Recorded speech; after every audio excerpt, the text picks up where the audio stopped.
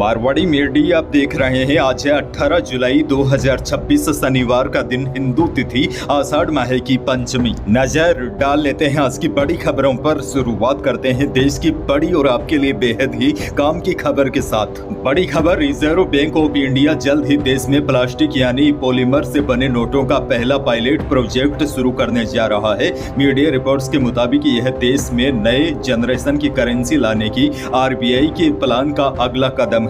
यानी कि आने वाले दिनों में आपको प्लास्टिक के नोट दिखाई देंगे। रिजर्व बैंक शुरुआती फेज में सबसे पहले छोटी वैल्यू के नोटों पर इसकी टेस्टिंग करेगा। आधिकारिक सूत्रों की माने तो पहला पायलट प्रोजेक्ट 10 और 20 रुपए के वैल्यू के छोटे नोटों के साथ शुरू होने की उम्मीद है।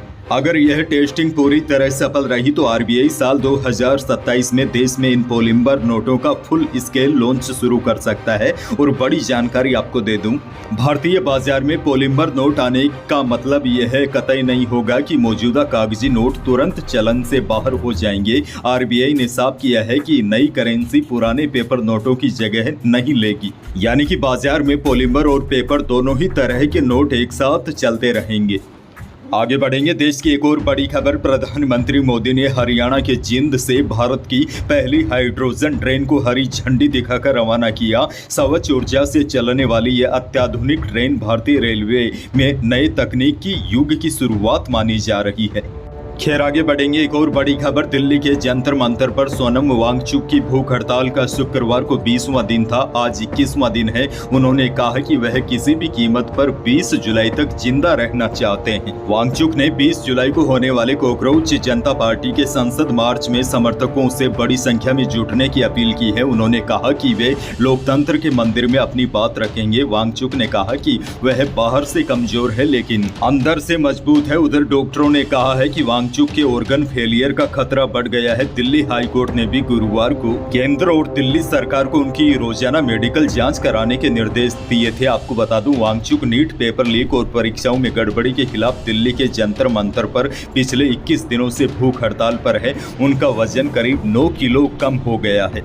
बहरहाल आगे बढ़ जाते हैं। राजस्थान से बड़ी खबर, मुख्यमंत्री भजनलाल शर्मा ने कहा कि प्रदेश के दिव्यांग और विशेष योग्यजन अपनी प्रतिभा, रचनात्मकता और दृढ़ संकल्प के बल पर विकसित राजस्थान के निर्माण में महत्वपूर्ण योगदान दे रहे हैं। उन्होंने कहा कि राज्य सरकार विशेष योग्यजनों को आत्मनिर्भर और सशक्त बनाने के लिए विभिन्न कल्याणकारी योजनाओं को प्रभावी क्रियान्वयन कर रही है। मुख्यमंत्री ने कहा कि यूडीआईडी कार्ड के माध्यम से सरकारी योजनाओं का सीधा लाभ सुनिश्चित किया जा रहा है। इसके साथ ही सीएम ने कहा, समान अवसर नीति, विशेष योग्यजन छात्रवृत्ति, बढ़ी हुई सामाजिक सुरक्षा पेंशन तथा सहायक उपकरणों के वितरण जैसी योजनाओं से विशेष योग्यजन के जीवन में सकारात्मक बदलाव देखा जा रहा है। अगली बड़ी खबर की ओर बढ़ जाते हैं। प्रदेश के किसान भाइयों के लिए बड़ी खबर है। प्रदेश का लघु और सीमांत किसान भी अपने खेत में बेहतर उत्पादन कर सकेगा। बड़ी बात यह है कि जो किसान कृषि यंत्र खरीद नहीं सकते, वे किसान भी अब किराए पर लेकर खेती कर सकेंगे और अच्छी खेती कर मुनाफा भी कमा सकेंगे। कहा जाए तो लघु एवं सीमांत किसानों को कृषि से जुड़े हुए उपकरण कम दरों पर किराए पर मिल सकेंगे। इसके लिए कृषि विभाग ने टेफी जो फार्म कंपनी के साथ एमओयू किया है। वैसे सच्चाई आपको बताऊं तो किसानों के लिए ऐसी खबरें सुनने में और बोलने में अच्छी लगती है, लेकिन हकीकत अक्सर अलग होती है। हर साल किसानों के लिए नई नई योजनाओं की घोषणा होती है, बड़े बड़े समझौते होते हैं, लेकिन बड़ा सवाल ये है, इन योजनाओं का फायदा किसानों को जमीन पर मिल पाता है या नहीं। ज्यादातर घोषणाएं तो कागजों तक ही सीमित रहती है और केवल घोषणाओं से कुछ नहीं होगा। व्यवस्था ऐसी होनी चाहिए कि किसान बिना भागदौड़, बिना सिफारिश और बिना ज्यादा कागजी कार्रवाई से आसानी से कृषि यंत्र किराए पर ले सके। खैर अगली बड़ी खबर की ओर बढ़ जाते हैं। प्रदेश में पंचायती राज और शहरी निकायों के चुनाव में देरी के लिए हाईकोर्ट में राज्य निर्वाचन आयोग ने सरकार को जिम्मेदार ठहराया है। हाईकोर्ट में आयोग की तरफ से राज्य निर्वाचन आयुक्त राजेश्वर सिंह ने साफ कहा है कि निकाय और पंचायती राज संस्थाओं में एससी, एसटी और महिला आरक्षण तय किए बिना चुनाव नहीं हो सकते। आरक्षण की लॉटरी निकालना पंचायती राज विभाग और स्वायत्त शासन विभाग का काम है और हमने इसके लिए सरकार को 6 चिट्ठियां लिखी की है। हाईकोर्ट में अवमानना याचिका पर सुनवाई के दौरान राज्य निर्वाचन आयुक्त राजेश्वर सिंह गुरुवार को वीसी के माध्यम से पेश हुए। राजेश्वर सिंह ने आयोग के बचाव में तर्क देते हुए साफ कर दिया कि आयोग तो 2 दिन में चुनाव की घोषणा को तैयार है, लेकिन उसे सरकार ने आरक्षण तय करने ही नहीं दिया।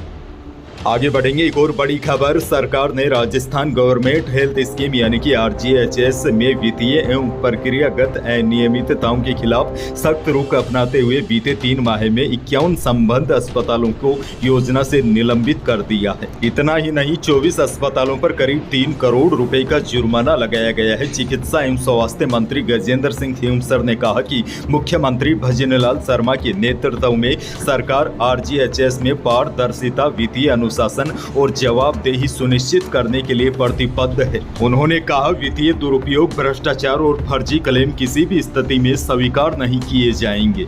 बीकानेर से बड़ी खबर, जन्म के कुछ घंटों के बाद ही एक बच्चे को जंगल के एक खंडहर में फेंक दिया गया। उसके चेहरे और हाथों पर चींटियां काट रही थी। रोने की आवाज सुनकर ग्रामीण मौके पर पहुंचे और स्वास्थ्य विभाग को इसकी सूचना दी। अब यह बच्चा किसका है, बच्चे को किसने खंडहर में फेंका, इसका फिलहाल पता नहीं चल पाया है। मामला बीकानेर के रणजीतपुरा गाँव में शुक्रवार सुबह करीब 6:30 बजे का है। डॉक्टरों के अनुसार बच्चे का वजन करीब 2.5 किलो है और वह पूरी तरह स्वस्थ है। फिलहाल बच्चे की नर्सिंग स्टाफ देखभाल कर रहा है।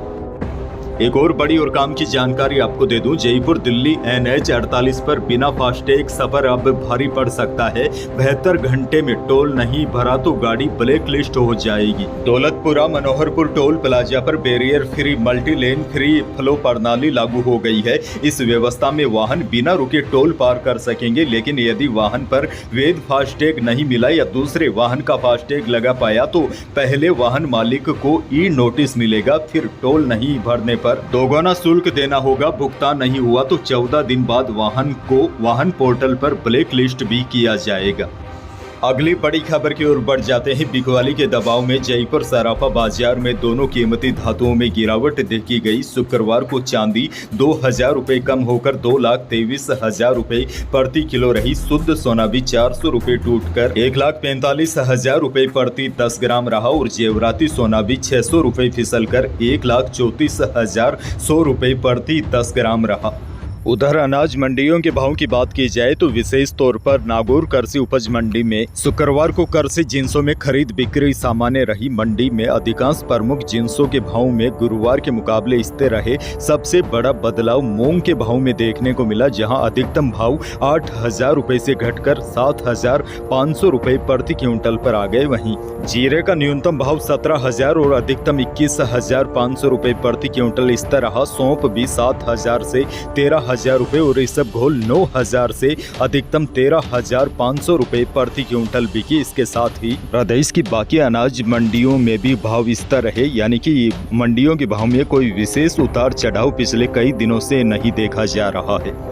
मौसम को लेकर बहुत बड़ी अपडेट है। प्रदेश में फिलहाल मॉनसून की रफ्तार धीमी बनी हुई है, लेकिन बड़ी जानकारी ये है अब मॉनसून जोर पकड़ने वाला है। हालांकि आने वाले 1-2 दिनों के दौरान अधिकांश हिस्सों में बारिश की गतिविधियां कमजोर ही रहेगी। हालांकि 20 या 21 जुलाई से पूर्वी राजस्थान के कोटा, भरतपुर और जयपुर संभाग के कुछ इलाकों में मेघ गर्जन के साथ बारिश की गतिविधियों में बढ़ोतरी होने की संभावना है। इसके बाद 22 और 23 जुलाई से पश्चिमी और मध्य राजस्थान में भी मॉनसून एक बार फिर सक्रिय होने के संकेत है। मौसम विभाग के अनुसार जुलाई के अंतिम सप्ताह में जोधपुर और बीकानेर संभाग के भी कई हिस्सों में तेज बारिश की संभावना बन रही है। यानी कि पश्चिमी राजस्थान के लोगों को फिलहाल बारिश के लिए इंतजार करना पड़ेगा, लेकिन पूर्वी राजस्थान में 1-2 दिनों के बाद ही बारिश की गतिविधियां शुरू हो जाएगी। अंत में एक और बड़ी खबर देखिए। मेक्सिको के दक्षिणी राज्य चियापास के तट पर शुक्रवार को 7.4 तीव्रता का शक्तिशाली भूकंप आया। इसके बाद करीब 10 लाख लोगों के लिए सुनामी का अलर्ट भी जारी किया गया। भूकंप के झटके मध्य अमेरिका के भी कई हिस्सों में महसूस किए गए। अब देखिए, बड़ा सवाल यह है कि क्या हमारी धरती किसी बड़े विनाश की ओर बढ़ रही है? अभी कुछ दिनों पहले फिलीपींस और वेनेजुएला में भी शक्तिशाली भूकंप आए थे, जिससे पूरी दुनिया हिल गई थी। दुनिया इस वक्त एक साथ 2 बड़े मोर्चों पर सुलग रही है। कहीं जमीन कांप रही है तो कहीं जंग के बारूद से आसमान दधक रहा है। बड़ी खबर ये भी है, अमेरिका ने शुक्रवार को लगातार छठी रात ईरान पर एयर स्ट्राइक की है। वहीं उधर ईरान के भी जवाबी हमले जारी है, यानी कि दुनिया के कई देशों में अभी तबाही मची हुई है। तो यही थी प्रदेश और देश की आज की बड़ी और महत्वपूर्ण खबरें। वीडियो को लाइक करना बिल्कुल न भूलिए। चैनल पर नए हैं तो सब्सक्राइब जरूर कीजिए ताकि आप अपडेट रहे बड़ी और काम की खबरों से। धन्यवाद।